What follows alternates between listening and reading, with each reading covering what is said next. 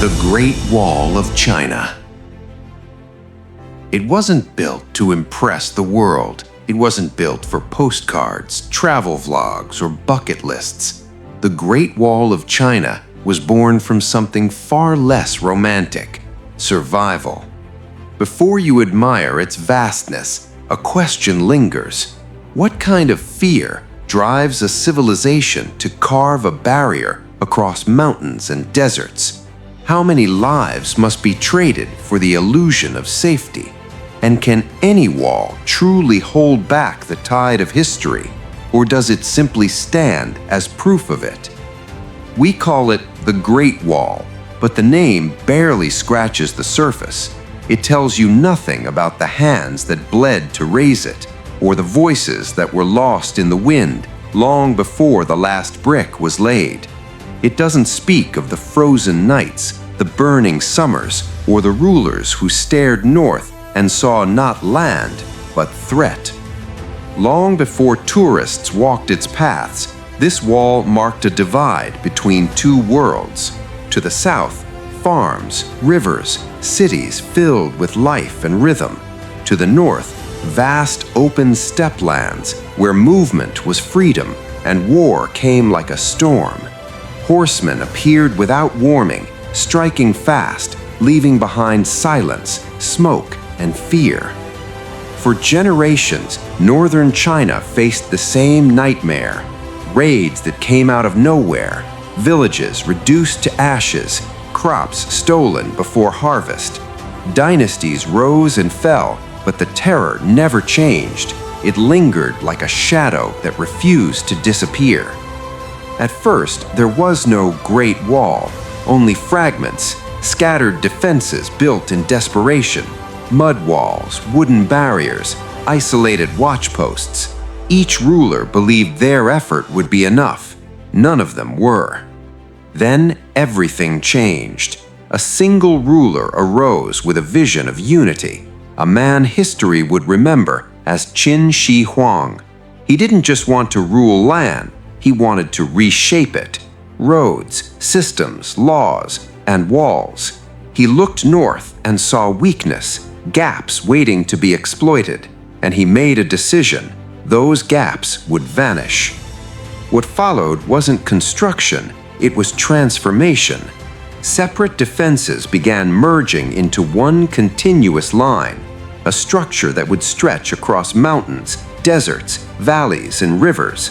Not just walls anymore, but a living boundary, a massive spine of earth, stone, and fire signals.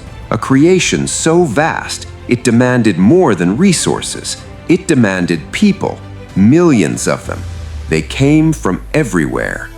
Farmers pulled from their land, prisoners sentenced to labor, soldiers reassigned to war to construction, craftsmen forced into endless work.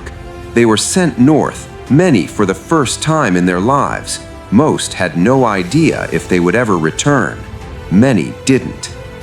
The terrain showed no mercy. Steep ridges, jagged rocks, freezing winds that cut through clothing. In summer, the heat scorched the ground. There were no roads, no machines, only human strength. Stones were carried on backs, passed hand to hand, like a chain of suffering stretching across the mountains. If a man collapsed, the line didn't stop. The sound of construction filled the air by day, metal striking stone, orders shouted across slopes, the dull rhythm of exhaustion. By night, silence returned, broken only by firelight and quiet thoughts of home. Some stared south, thinking of families they might never see again. Others looked north, wondering when the next attack would come. Because the wall wasn't just about keeping enemies out, it was also about control. A barrier this vast doesn't just block invasions, it monitors movement. Trade, travel, communication, all passed through controlled points. It became a statement of power, a reminder that the emperor's reach extended even into the harshest corners of the land. And yet, for all its size, it wasn't perfect. No wall ever is. Invaders adapted. They found weak points, bribed guards, struck in winter when rivers froze and paths opened. The wall slowed them, yes, it complicated their advance, but it never made China untouchable. Along its length rose watchtowers, silent sentinels spaced across the horizon. Inside them lived soldiers cut off from the world. Months, sometimes years, spent watching and waiting. Their duty was simple: observe everything. The land, the sky, the distant dust of approaching riders. And when danger came, they didn't fight first, they signaled. Fires lit in sequence.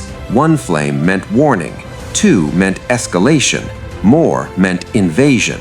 In minutes, messages traveled farther than any rider could. A chain of fire across mountains turned the wall into something more than defense. It became communication itself. Time moved on. Dynasties changed. Some sections of the wall crumbled into dust, abandoned to nature.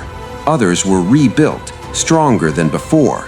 New rulers added bricks, improved designs, reinforced towers.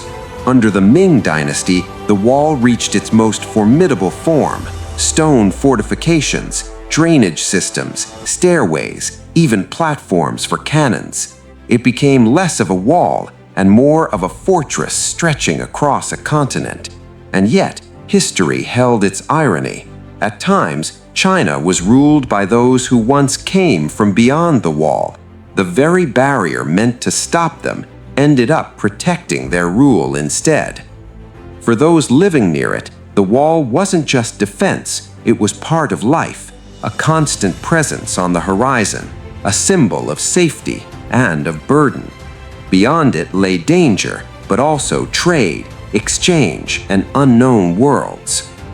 Over time, stories began to spread that the wall was built on the bones of its workers, not entirely proven, but not entirely dismissed either, because the truth remains, its cost in human life was immense. Every stone carries a silent weight. Centuries later, the world began to see it differently. Explorers arrived, photographers captured its scale, films turned it into legend, and with that legend came a myth that the Great Wall is visible from space with the naked eye. It sounds impressive, but it isn't true. From orbit, the wall blends into the Earth. It disappears among mountains, rivers, and roads. It's not a glowing line across the planet. Its real power isn't in how it looks from space. It's in how it feels when you stand on it. Today, parts of it are crowded. Tourists climbing steep steps, pausing for photos, chasing the perfect shot. Voices, laughter, movement. It feels alive again. But in other places, far from restoration, the wall is fading. Stone scattered, towers broken, grass reclaiming what was once forced into place. Two versions of the same structure, one remembered, one forgotten. For those who built it, it was never a wonder. It was duty, fear, survival. For us, it raises a different question. How did they build something so vast with so little?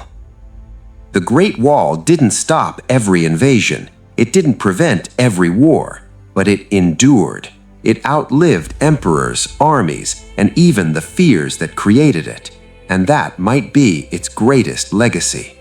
So if you ever stand on it, do something simple. Pause. Look beyond the view, beyond the photos, because beneath your feet lies more than stone. It is the sum of millions of untold stories of ambition, fear, sacrifice, and resilience. Stories without names. Stories that built a wall that still stands. If this changed the way you see history, stay with me, because every place in this world hides a story like this, waiting to be uncovered.